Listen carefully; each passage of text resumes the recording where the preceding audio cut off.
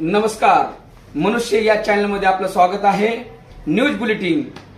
भारत सरकार आणि महाराष्ट्र सरकार यांनी नॅशनल एज्युकेशन पॉलिसी 2020 ही लागू केलेली आहे, परंतु या पॉलिसी मधील सर्वसमावेशक असणारे पालक वर्ग या पॉलिसी पासून दूर आहेत।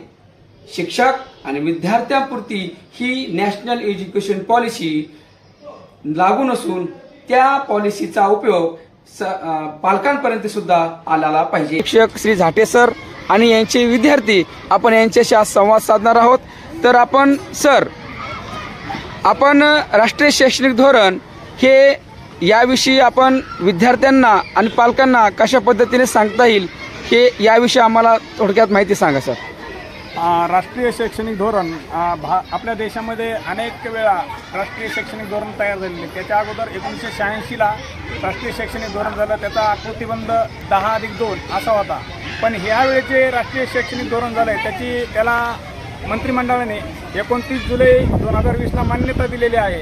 या राष्ट्रीय शैक्षणिक धोरणामध्ये बालावस्थेपासून कुमारावस्थेपर्यंत विद्यार्थ्याचा समावेश केला आहे। यामध्ये 4 टप्पे केलेले आहेत। पहिला 5 वर्षाचा पूर्वतयारी स्तर, पायाभूत स्तर, त्याच्यानंतर 3 वर्षाचा पूर्वतयारी स्तर, त्याच्यानंतर 3 वर्षाचा पूर्व माध्यमिक स्तर आणि 4 वर्षाचा माध्यमिक स्तर, असे 4 स्तरामध्ये राष्ट्रीय शैक्षणिक धोरणामध्ये शैक्षणिक धोरण आखलेलं आहे। यामध्ये बाल्यावस्थेमधूनच विद्यार्थ्याच्या सुप्त गुणाला, त्याच्या कलागुणाला, त्याच्या ज्या काही क्षमता आहेत, त्याची काही मानके ती तपासली जाणार आहेत आणि त्यानुसार त्याला शिक्षण दिलं जाणार आहे। सर, अंगणवाडी या शाळेत व्यवस्थापनाशी जोडल्या जाणार आहेत का? आणि 11वी-12वी जे कॉलेजचे वर्ग आहेत हे या माध्यमिक स्तरामध्ये जोडले जाणार आहेत का? हां, ठीक आहे। बालवाटिका 1 आणि बालवाटिका 2 असे पूर्व प्राथमिकचे 2 वर्ग जोडले जाणार आहेत आणि पहिली आणि दुसरी असा 4 वर्षाचा पहिला स्तर आहे।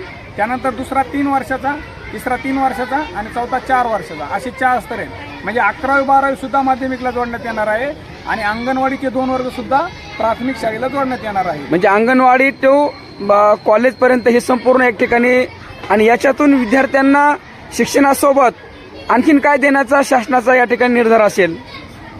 जे काही शिक्षण द्यायचं विद्यार्थ्याला त्यांच्या क्षमता चेक करायच्या, कारण विद्यार्थ्याची क्षमता हा वेगवेगळ्या क्षेत्रामध्ये असतात। ज्या क्षेत्रामध्ये विद्यार्थी निपुण आहे त्या क्षेत्राचेच वाव दिला जाऊन त्याच्यामध्ये त्याचे कसे विकास करता येईल, त्याच्यामध्ये कसं त्याला वृद्धिंगत करता येईल आणि जे काही अनेक विविध क्षेत्र त्यासाठी उपलब्ध करून दिले जाणार आहे। धन्यवाद सर।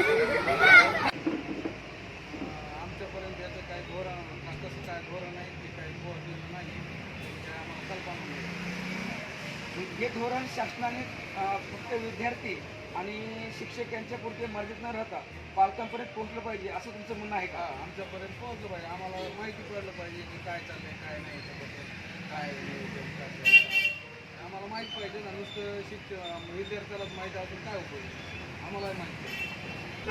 अंगणवाड्या ह्या शाळेशी जोडल्या गेल्या आणि शाळेशी 11वी-12वी हे वर्ग जोडले गेले, एवढीच माहिती आहे। पूर्णपणे आपल्याला माहिती नाही। हो, ठीक आहे, परंतु एवढं तर माहिती आहे की अंगणवाडी आणि 11वी-12वी ह्या एकत्रित आहेत, त्याचा स्तर धोरणात बदल झालेला आहे, मला माहिती आहे थोडंफार।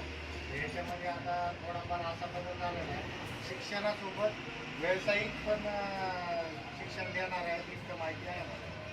बरं, आणि काही जे शिक्षणाचे स्तर आहेत हे माहिती झालेले आहेत का? थोडेफार माहिती नाही दिली, त्यात काही माहिती नाही। ओके, धन्यवाद।